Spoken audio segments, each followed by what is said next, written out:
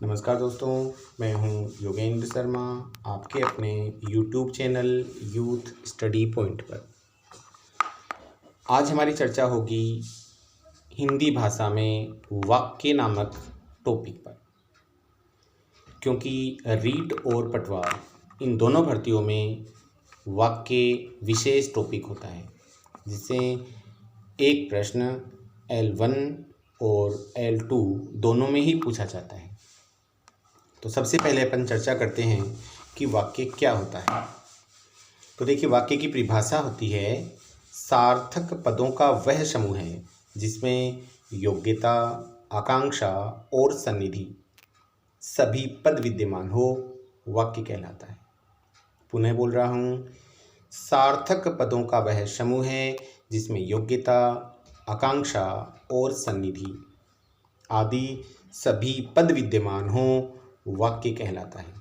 क्योंकि यदि इनमें से किसी भी एक की कमी हो तो फिर वह वाक्य पूर्ण वाक्य नहीं बन पाएगा। अब अपन बात करते हैं कि योग्यता, आकांक्षा या सन्निधि होती क्या है, ताकि एक वाक्य की हमें पूर्ण जानकारी प्राप्त हो सके।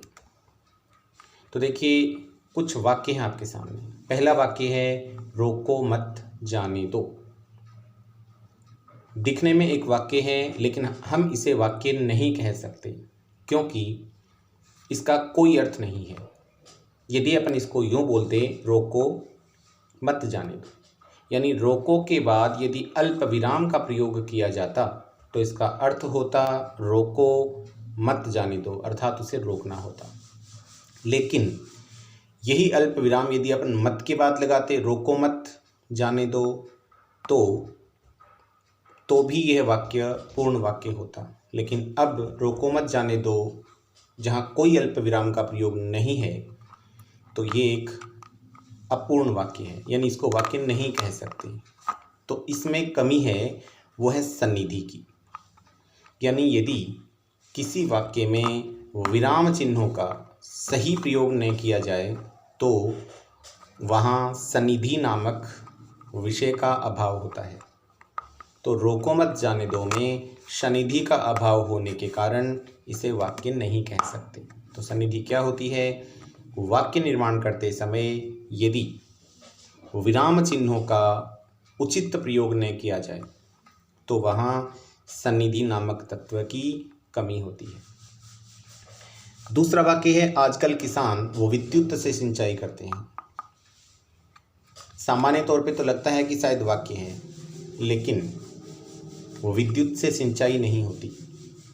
सिंचाई सिर्फ पानी से हो सकती है। विद्युत का सहारा लिया जा सकता है, उसको माध्यम बनाया जा सकता है, लेकिन सिंचाई पानी से ही होगी, वो विद्युत से नहीं। अतः इस वाक्य में भी एक तत्व विशेष की कमी है। कौन सा है, उसी की अपन बात कर रहे हैं। वाक्य दोबारा देखिए, आजकल किसान और विद्युत से सिंचाई करते हैं। क्योंकि विद्युत से सिंचाई नहीं होती, पानी से होती है, इसलिए इस वाक्य में योग्यता नामक तत्व की कमी है। वाक्य निर्माण करते समय यदि उपयुक्त वाक्य में उपयुक्त पद का या शब्द का प्रयोग न करके अन्यार्थ वाले शब्द का प्रयोग कर लिया जाता हो तो वहाँ योग्यता की कमी होती है। अब क्योंकि विद्युत में सिंचाई करने की योग्यता नहीं होती है, इसलिए इस वाक्य में योग्यता नामक तत्व की कमी है। तीसरे वाक्य की अपन बात करें, आपके स्वजन आए हैं, इन्हें चाय पिलाओ। दिखने में ये भी बिल्कुल सामान्य सा वाक्य लगता है कि शायद वाक्य है, पर नहीं है, क्योंकि यहाँ एक शब्द प्रयोग किया गया है स्वजन। आपने ध्यान दिया होगा, स्वजन जिसका अर्थ मेहमान भी होता है में तीसरा से आता है, यानी दंतेश है, लेकिन यहाँ तालव्य शय का प्रयोग कर लिया गया है और इस स्वजन का अर्थ होता है कुत्ता। और देखिए, कुत्ते को हम चाय नहीं पिला सकते। तो आपके स्वजन आए हैं, इन्हें चाय पिलाओ, ये भी एक अपूर्ण वाक्य है, क्योंकि जिस अर्थ की अपन आकांक्षा कर रहे थे वो नहीं है। तो जब अआकांक्षित पद का प्रयोग कर लिया जाए तो वहाँ आकांक्षा नामक तत्व की कमी होती है, अतः इसे भी वाक्य नहीं कह सकते। उसके बाद है बच्चे खेल रहे हैं। बिल्कुल सामान्य वाक्य है, अर्थ भी दे रहा है। यानी इसमें न योग्यता की कमी है, न आकांक्षा की कमी है और न सनिधि की कमी है, अतः ये एक पूर्ण वाक्य है। पांचवा है अध्यापक अध्यापन करा रहे थे। तो यहाँ पर भी न तो सनिधि की कमी है, न आकांक्षा की, न योग्यता की, तो इसे आप पूर्ण वाक्य कह सकते हैं। तो पुनः बता रहा हूँ, योग्यता, सनिधि, आकांक्षा आदि सभी तत्व जिसमें मौजूद हों वही पदों का सार्थक समूह है, वाक्य कहलाता है। दोस्तों, यदि आपको ये वीडियो अच्छा लगे तो आप इसको लाइक ज़रूर करें और जिन्हें हिंदी, संस्कृत की व्याकरण और शिक्षण विधि संबंधी और वीडियो देखने हों तो वो इसे सब्सक्राइब ज़रूर कर लें। अब आगे अपन बात करते हैं, रचना के आधार पर या कर्ता व क्रिया के आधार पर वाक्य के दो भाग होते हैं। रचना के आधार पर या कर्ता व क्रिया के आधार पर वाक्य के दो भेद होते हैं। अब वो दो भाग कौन से होते हैं उसकी अपन चर्चा कर रहे हैं। तो सबसे पहला है उद्देश्य। देखिए, उद्देश्य क्या होता है? तो कर्ता व कर्ता के विस्तार को उद्देश्य कहा जाता है। यहाँ एक शब्द आप देखिएगा, कर्ता। ये दो प्रकार से लिखा जाता है। तय पे आप एक और तय भी लगा सकते हैं और यदि न भी लगाएं तो भी ये पद शुद्ध होता है। तो ध्यान रखिएगा, कर्ता दोनों तरह से शुद्ध होता है। तो कर्ता व कर्ता के विस्तार को उद्देश्य कहा जाता है, जबकि क्रिया और क्रिया के विस्तार को विधेय कहते हैं। अब अपन थोड़ा विस्तार से इनकी चर्चा करें, वाक्यों के साथ तालमेल बिठाएं। तो सबसे पहले मैं बात कर रहा हूँ उद्देश्य की। अभी हमने कहा था कि कर्ता व कर्ता के विस्तार को उद्देश्य कहा जाता है। यानी जो कर्ता हो, किसी भी वाक्य का जो सब्जेक्ट है वह कर्ता, उस कर्ता का विशेषण, उसके लिए प्रयुक्त सर्वनाम, जो भी पद उससे जुड़े हुए हों वो सबके सब उद्देश्य कहलाएंगे। जैसे उदाहरण से देखें, वह बालक पढ़ना चाहता है। तो पढ़ना चाहता है ये क्रिया का प्रकार है, जबकि वह बालक इसका सब्जेक्ट है यानी उद्देश्य है। तो जो भी कर्ता और कर्ता का विस्तार होगा वो सब क्या होगा? तो वो सब उद्देश्य होगा। राम ने रावण को बाण से मारा। तो रेखांकित किसको किया है? राम ने को, क्योंकि राम इसका सब्जेक्ट है। रावण को बाण से मारा, उसका कर्म, बाण करण और मारना क्रिया। तो हमें किसकी बात करनी थी? केवल हमें करनी थी कर्ता की। तो कर्ता कौन है? राम। इसलिए राम क्या होगा? इसका उद्देश्य। वह नौकरी करने हेतु शहर गया था। यहाँ कौन है उद्देश्य? वह है, क्योंकि नौकरी करने हेतु शहर गया था ये क्रिया और क्रिया का विस्तार है, और क्रिया और क्रिया के विस्तार को हम विधेय कहते हैं। तेज दौड़ता हुआ घोड़ा गड्ढे में गिर गया। अब देखिए, सब्जेक्ट कौन है यानी कर्ता कौन है? घोड़ा। और घोड़े की विशेषता बताई गई है साथ में, तेज दौड़ता हुआ। तो तेज दौड़ता हुआ घोड़ा गड्ढे में गिर गया। यदि इस वाक्य को अपन उद्देश्य पहचाने तो तेज दौड़ता हुआ घोड़ा इसका उद्देश्य है। अच्छे दिखने वाले बालक को उसने फल दिया। यहाँ हम कंफ्यूज भी हो सकते थे कि अच्छे दिखने वाले बालक को उसने फल दिया, इस वाक्य में उद्देश्य कौन है? तो जो सब्जेक्ट है जिसके बारे में हम कह रहे हैं वो है उसने। बालक को दिया तो बालक कर्म है और अच्छे दिखने वाला उसका विशेषण है। फल देना क्रिया हो गई, तो इसका उद्देश्य कौन होगा? सिर्फ उसने। अब अपन बात करते हैं कि उद्देश्य की पुनः विशेषताएं क्या क्या होती हैं।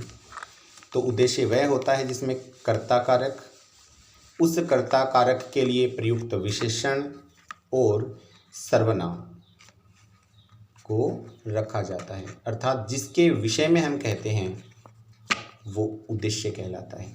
पुनः सुन लीजिएगा, जिसके विषय में कहते हैं वही उद्देश्य कहलाता है। अब बात करेंगे अपन विधेय की। तो विधेय का अर्थ हो गया क्रिया व क्रिया के विस्तार को विधेय कहते हैं। यानी जो भी क्रिया है और क्रिया से जुड़े जितने भी कारक हैं वो सबके सब क्या हैं?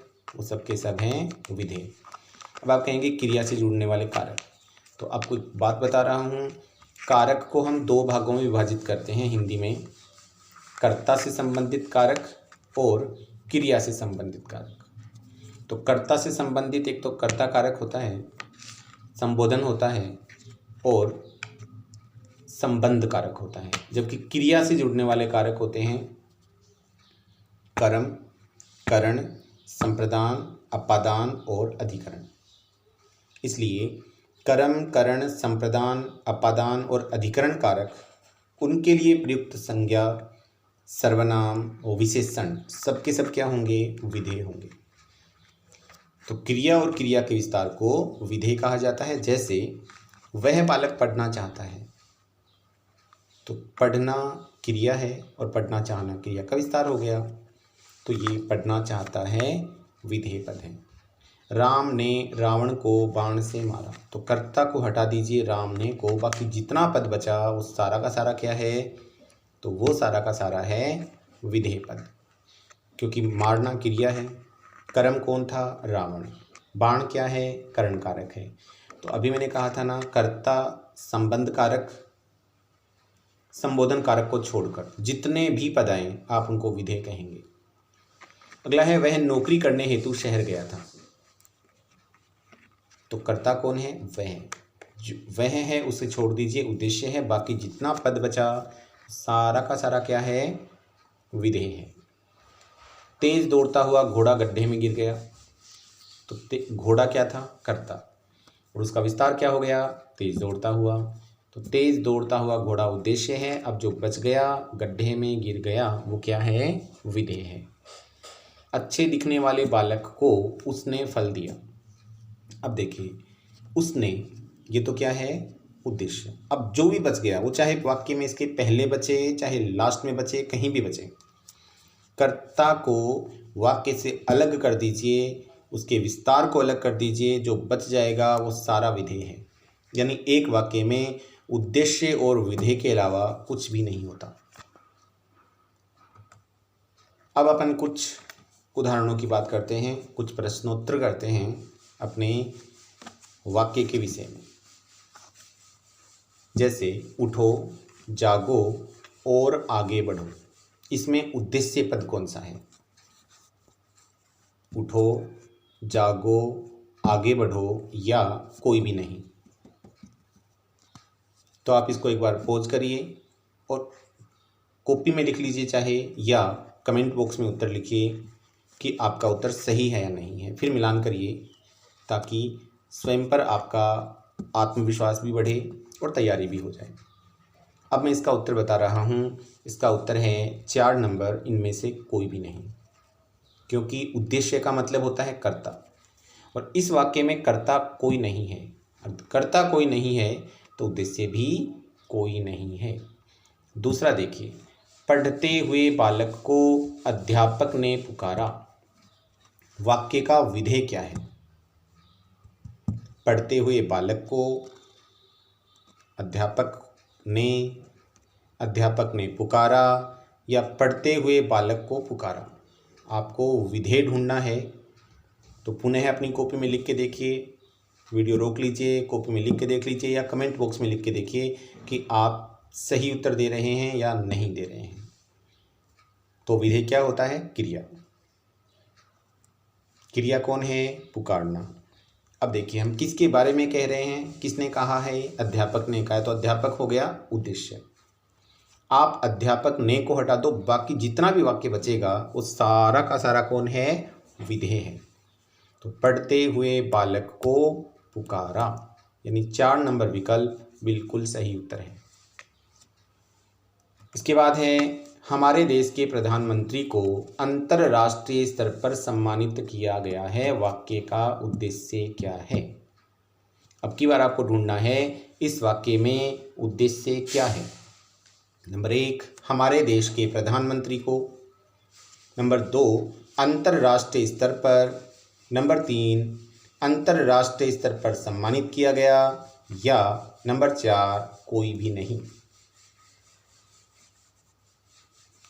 करके देखिए, फिर मैं उत्तर बता रहा हूँ। इसका उत्तर होगा कोई भी नहीं, क्योंकि जिसने सम्मानित किया है उसका कहीं उल्लेख नहीं है, यानी इसमें कर्ता गायब है। और जब कर्ता गायब हो, उसका विस्तार रूप गायब हो, तो उद्देश्य नहीं होता है।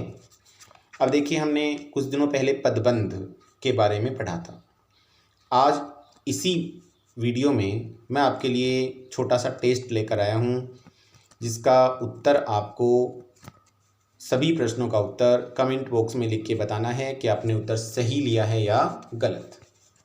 वहीं पर मैं आपको उत्तर सही बताऊंगा। तो हमारा आज का जो पदबंध का टेस्ट है वो स्टार्ट होता है अब।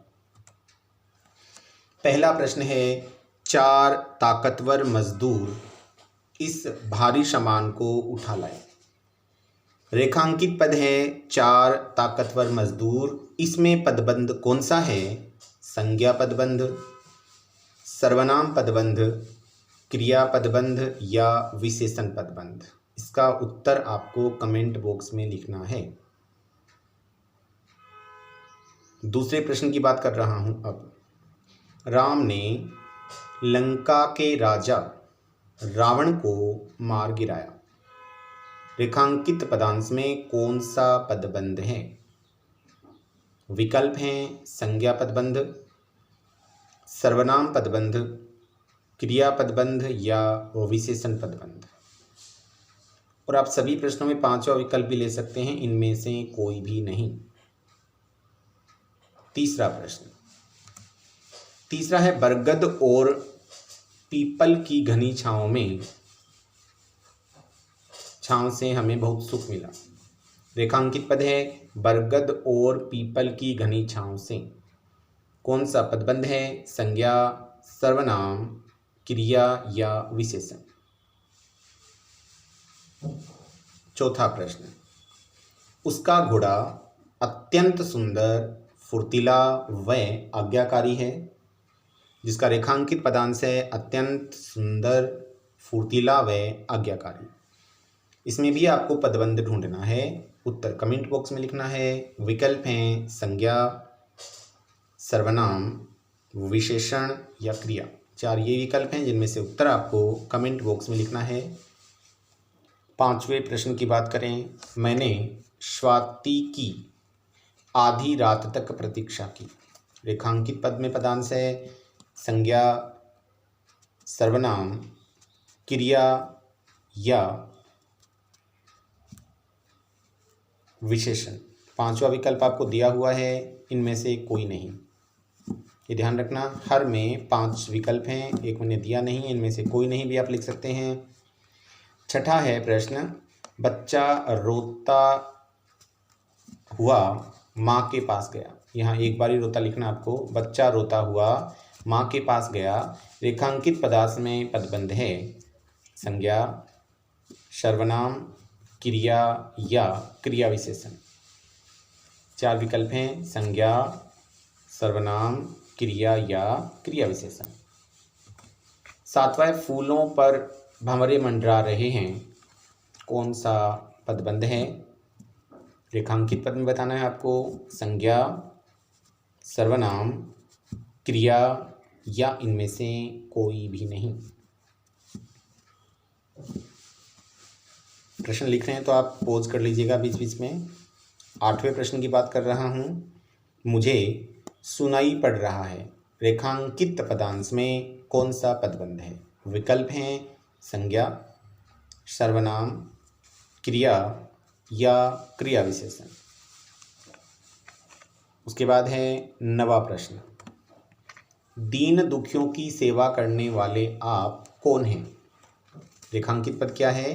दीन दुखियों की सेवा करने वाले आप। विकल्प हैं संज्ञा पदबंध, सर्वनाम पदबंध, क्रिया पदबंध या विशेषण पदबंध।